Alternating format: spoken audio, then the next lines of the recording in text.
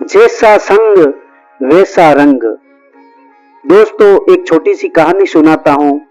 एक बाजार में एक तोता बेचने वाला आया।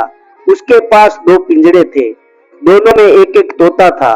उसने एक तोते का मूल्य रखा था 500 रुपया और एक का रखा था 5 आने पैसे।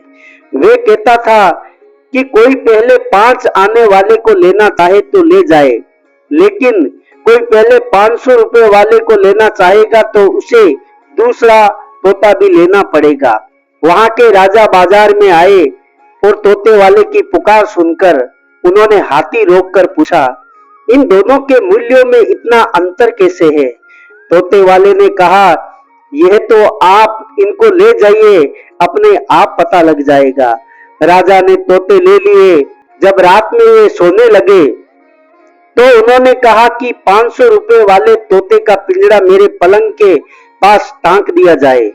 जैसे ही ब्रह्म मुहूर्त हुआ, प्रातः तोते ने कहा, राम राम राम सीताराम।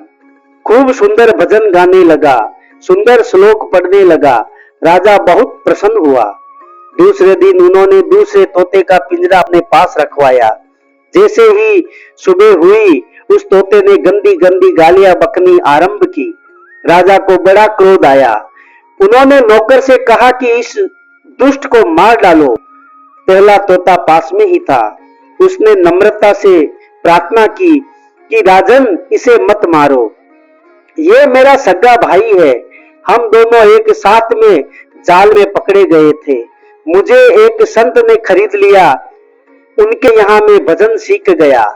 इसे एक मलेच्छ ने ले लिया और वहां इसने गाली सीख ली। इसका कोई दोष नहीं है, ये तो बुरे संग का नतीजा है। राजा ने उस रद्दी तोते को मारा नहीं, उड़ा दिया। तो दोस्तों, इस कहानी से हमें ये सीख मिलती है कि संगति का बड़ा ही महत्व है। जैसी संगति में हम रहेंगे, वैसा हमारे विचार होंगे, वैसी हमारी वाणी होगी।